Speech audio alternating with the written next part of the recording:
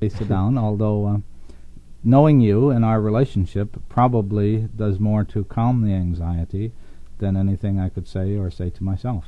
That's, anxiety's got a lot to do with relationship, doesn't it? And how we perceive them and deal with them, surely. Well, certainly I think there are various kinds of anxieties, and mostly the experience that people refer to as anxious or anxiety, I think is the experience of loss of relatedness.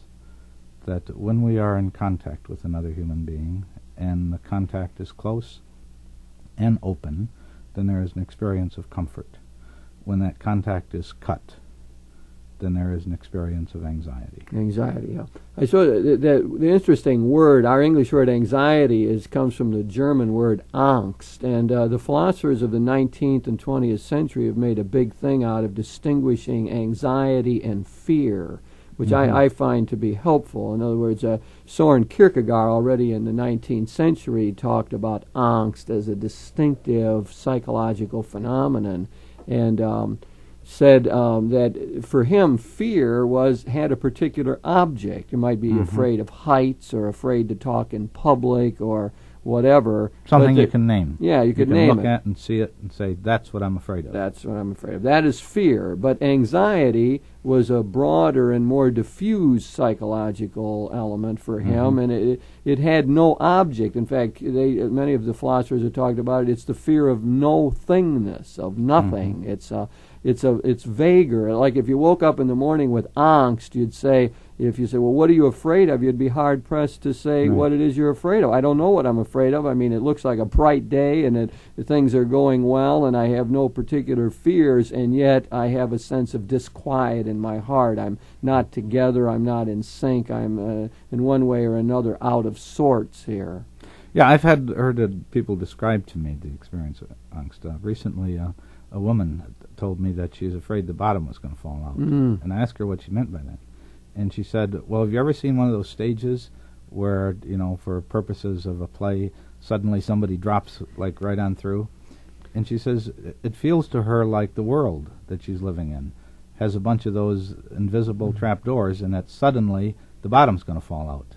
What an image. Yes. I mean, that is a remarkable image. I remember when my father died that was the feeling I had, that the bottom dropped out. I didn't say it that way, but there was something secure and firm that had been taken away. Suddenly was not there. Yeah, right.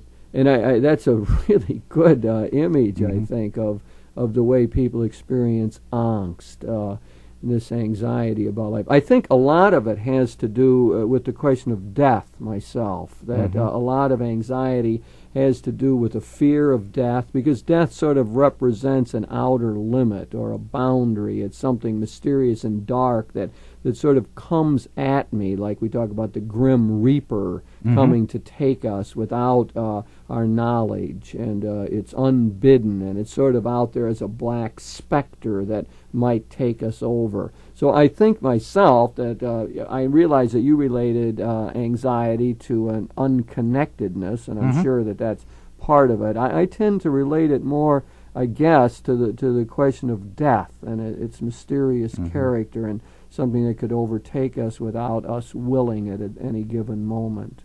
But that is essentially what the loss of relationship is. See, and I don't see any contradiction in that. That certainly death is the ultimate disconnection. It's a disconnection with everything that I know, or everything that I know through my senses. It's a disconnectedness with the physical world that I'm living in. And it is one of those unknowables that's sort of out there, that I can sense out there, and yet I can't know.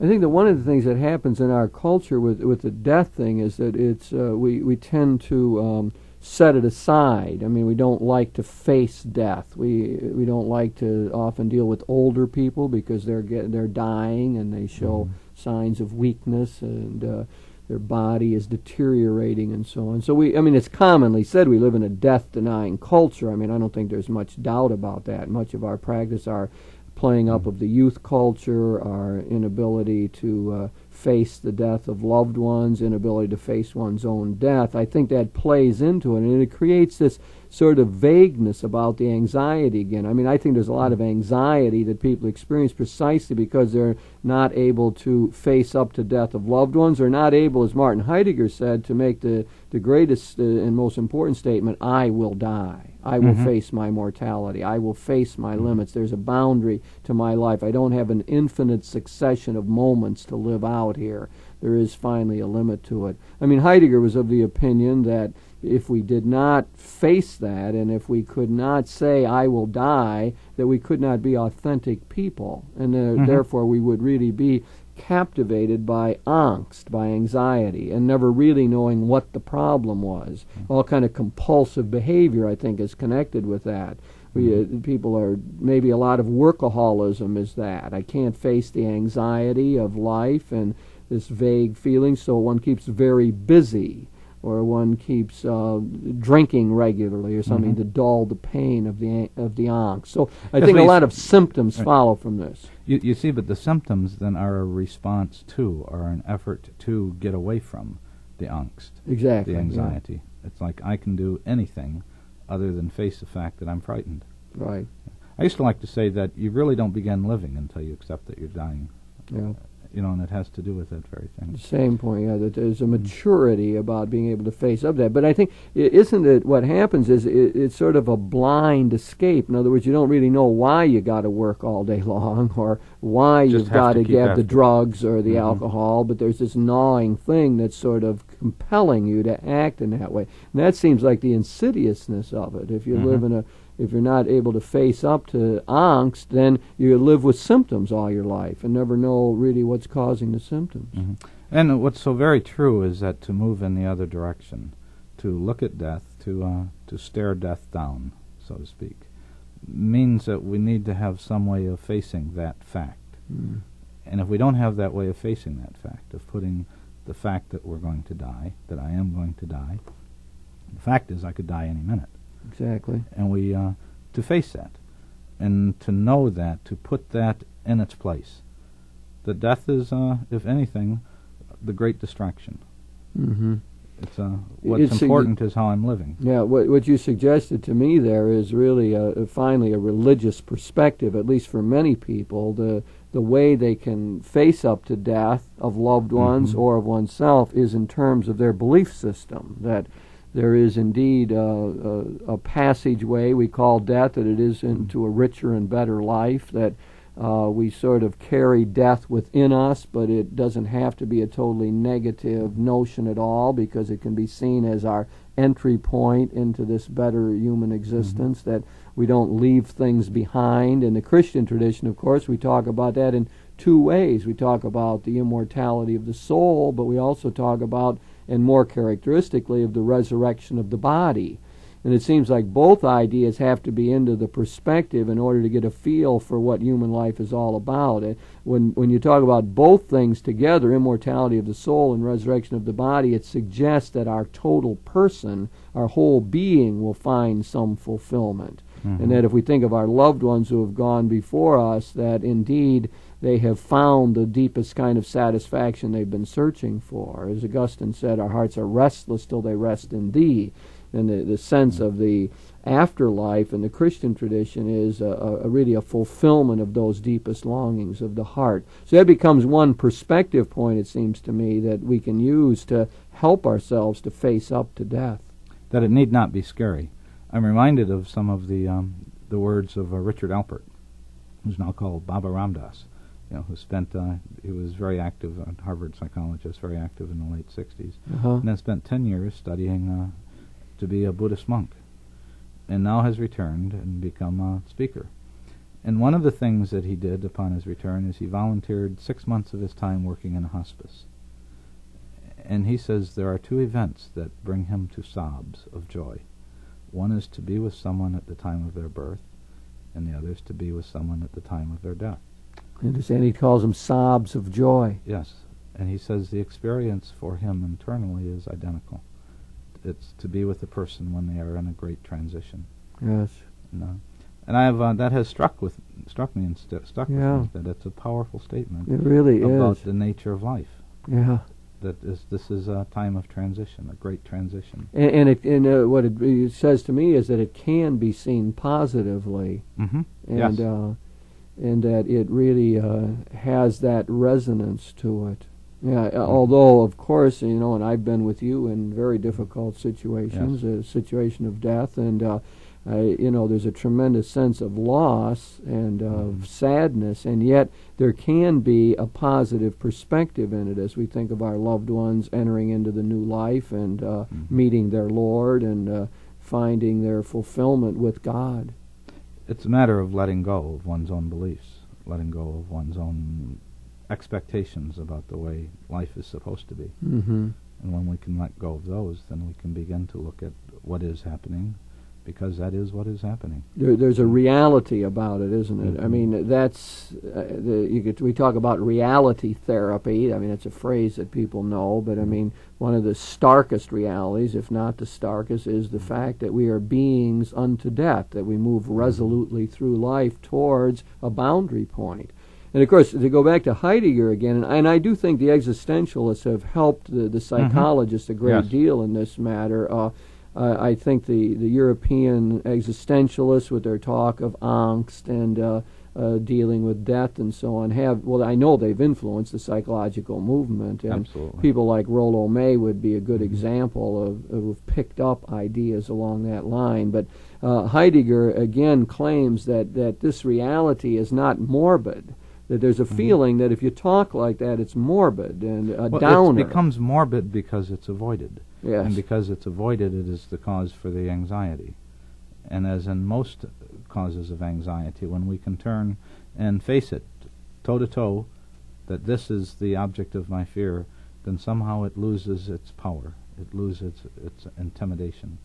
And death is part of the journey. Yeah, it seems other cultures have often dealt better with this, where death seems to be part of it all and it worked in and they don't deny it, and they have a very different outlook. So we probably could learn something from cross-cultural studies on how death is faced in other civilizations and societies. Well, we don't have to go very far. As you know, I'm very Irish, and the Irish wake was based on the fact that, Paddy has escaped.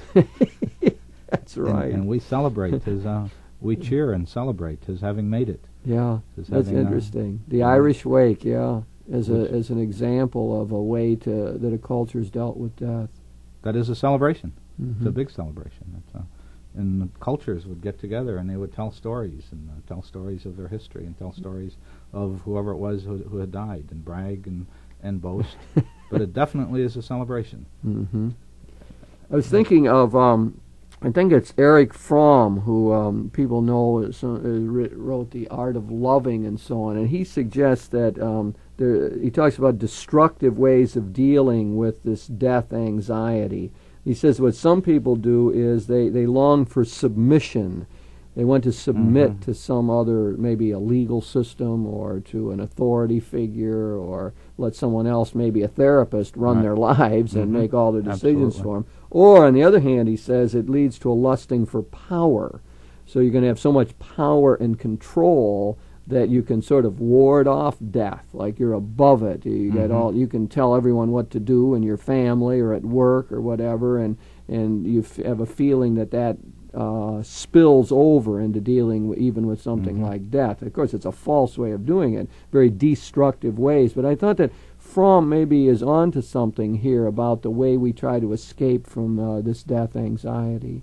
And it's awful close, especially in that we have developed the means to destroy ourselves, not just ourselves. I've heard some refer to it as the Armageddon wish. Yes. That I can't get what I want, this is too much for me, so destroy everything. I was startled and made uncomfortable by the number of people that I heard about the Iraqi situation, saying, well, nuke them, which is not far from the American consciousness. Yes. If something goes wrong, nuke them, like obliterate everything, knowing full well that to do that is to do that to ourselves, to our own culture. And that's like a massive denial that death is part of life. It's like we're going to kill everybody aggressively, hatefully, because we can't get what we want. That's a way of avoiding that angst again. Yes. That I am here in this world, I'm not in charge of it, and yet I am living in it, and my time is limited. And in order to avoid that, I begin to jump to things of either we are going to become the power of the world and we'll run the world, which is the same thing that people do with relationships. Okay? This is the way you're supposed to behave if you're going to be related to me. This is the way you're going to do it if you're going to be related to me. And you are committing the same attitude when you say, whatever you say. Yep. Whatever you say, I'll do. So you can look at it both at the personal level in terms of our close relationships, family, friends, and so on, but you can also look at it at a macro level societally, and we see that the sort of wish to obliterate. And I think that many people feel that a lot of the angst today is connected with the nuclear threat. In other words, they find it in children and the dreams that people have. And I've talked to individuals like that who will have dreams that are clearly have a nuclear cast to them, and there's some large explosion or bombs or something, and it seems to be almost feed into this anxiety that people know today, that the nuclear threat. That then leads to the avoidance, to the great avoidance, whether it's, as you say, in alcohol or addiction, or whether it's into work, so that everything sexual compulsions, or any kind of compulsion that allows a person to not feel. Not feel, one of the keys, feel. right? Yeah, because what you're really trying to not feel is this anxiety. Right. Yeah. Now, Jim, we've been looking at at this problem of anxiety, and I think one important perspective point on it, which is to do with religious faith, and out of the Judeo-Christian tradition, we say there is a way of managing this. We think of our life as a gift from God, and that our life contains within it the cross and the the heavy side, but it also is filled with grace and surrounded by blessing and has a promise inherent in it and is moving towards a future that is our great hope for fulfillment of the longings of our heart. And I think that's really important. I think it's also true that there are people who don't have that faith that seem to be able to face anxiety and deal constructively with it. The critical issue is putting death in its place. And certainly our religious heritage has done that, has put death in its place. That death is a part of living. It is a part of this journey. When you think of it, for Christians, we look at the cross. I mean, the essential thing, we make the sign of the cross. The cross becomes a primary symbol for us. It's a main component in the story of Jesus, along with his resurrection. And so, I mean, there really is Christianity has a starkness about it and an inbuilt invitation to face this dark side. There's no doubt about that. Always in the light of resurrection, though. I think that was a mistake in the past. Often the Christian teachers would play up the death, like there'd be 14 stations in the church, to follow the path of Jesus, and the last station would be his burial. But I mean, there's many people who feel there ought to be a 15th station, that there would be the resurrection, because all of that has meaning only in terms of this final fulfillment. That's putting it in its place. Yes, exactly. Death is just a transition. Exactly. Teilhard de Chardin said, a change of state. Yes. It's not an end. It's a transition. Right, into a richer and greater life. Jim, that sets the stage for saying practically, how do all of us deal with our anxiety, and how can we, face up to death in our culture, and how do we help people therapeutically along this line? I mean, to speak personally, I know that it helped me a great deal to deal with my father's death, that I had sort of pre-visioned it in many ways. I had, even though my father was perfectly healthy and, had no signs of dying at all, that I did sense the importance in my own life of coming to terms with the breakup of that relationship. And I remember, as part of my own personal spiritual growth and efforts to try to pre-vision my father's death and what that would be like and how I would handle it, how I would respond to it, and so on. I personally found that to be extremely helpful when it did happen suddenly. It was though I was not taken unawares. I had already checked out my emotional responses in many ways and forced myself to deal with some of that angst that occurs as a result of the loss of a loved one. So I'm thinking that that's perhaps one way of doing it, to fantasize one's own death or fantasize the death of a loved one, so that we're not taken totally unawares. To stand toe to toe. Yep. To stare death down. Go into the arena with the dark force. That it is around us, it is about us. Carlos Castaneda used the metaphor of death is stalking. Journey to Ixtlan. Our death is stalking us. Yes. And I think that's a nice minute to turn and say, okay, I could die today. Here I am. May. Yeah, irrelevant. Let's take it on head on. So that's one way to see, it seems to me.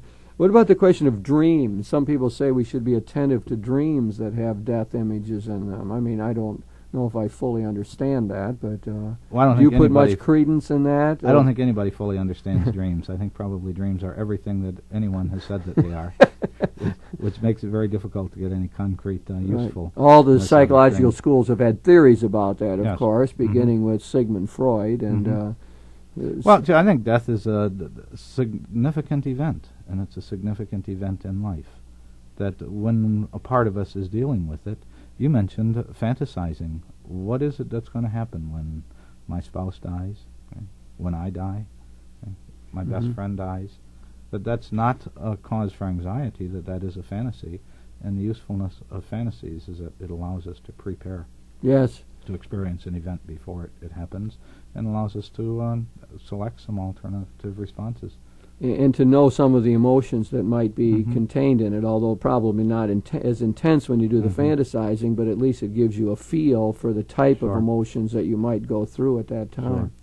How about the whole business of being able to talk to people who are dying? I often thought that that's one of the privileges of ministers. Yes. To be able to deal with people who are dying, and often people are, very open about that, and I think more so these days, thanks to the work of Elizabeth Kubler-Ross, who changed the pastoral practice of most of the priests and ministers, rabbis here in the United States, by pointing out the fact that people who are dying often know it and want to talk about it, and they're surrounded by people who won't talk about it, and so that ministers provide a great service simply by being able to listen to people who know they're dying and want to express their deepest feelings about it. Yes, I think, and also the value of that is the simple kind of honesty, to say out loud what is going on in a relationship, to say out loud to a parent, it looks like you're dying. Because that is what's going on, and that's what's on the mind of both persons. And to simply say that out loud allows both of them to, as you say, to talk about it. I think that people often find a peace if they encounter someone that they can say that to, people who are dying. I mean, it seems to be liberating for them very often. Absolutely.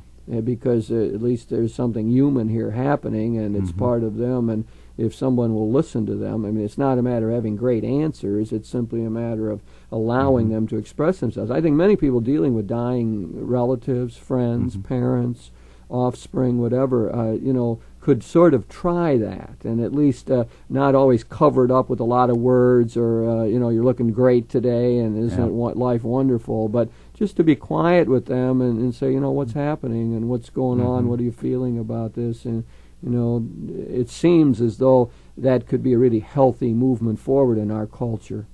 Certainly the people who have had some time to plan, who knew that in weeks or months they were going to die, report consistently that the best events were with those people who were simply out front honest, who, that to our culture maybe, were so cruel as to walk in and say, well, you didn't die today. Is this going to be the last time I'll see you? And yet those are the people who are dying report are the ones who are most important. Because it's out in the open. It's out in the open. They can laugh about it. They can talk seriously about their own confusion, their own fear, their own wants, their own desires, and as well as express and finish the business.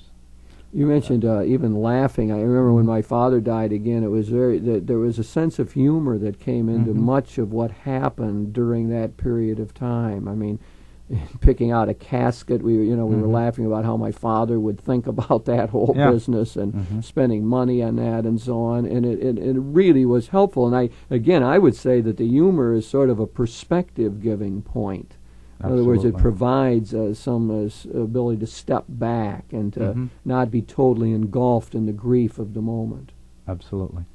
Jim, there's another point I wanted to make here about, and that is that I think is important. That is that the anxiety is a part of life. I mean, we're talking about it here, but it's not a matter of going to escape it entirely. I mean, you can go to a therapist all day long or for years, and you can't get away from angst, from anxiety. It's part of life. It sure is. It's back to what you were saying. It seems like there's a fundamental acceptance of it that is part of any therapeutic process. Well, a fundamental acceptance of self in this world. And that's what the existentialists have been telling us for this whole century, that we are thrown into this world, we have this world to live in, and we will be moving on. That simply is the given of life. And what we want to do is make the most of it. In other words, we want to live fully now. That's the purpose of facing it, so you can seize the moment, carpe diem, as we say in Latin, seize the moment, take hold of the day, and make the most out of each time, live in a fully alive way, cultivate relationships, and so on. That's where living in the moment becomes the way of living with death without anxiety. Well summarized, Jim. As always, you have a succinct phrase to sort of pull that together for us. So we've been talking about anxiety, and very often the anxiety created by death.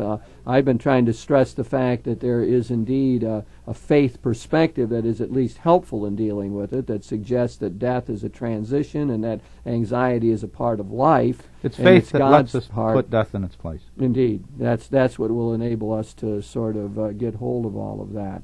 And then I think that moves us to say, let's live fully then. Let's seize the moment, make the most of the times and opportunities that God has given us.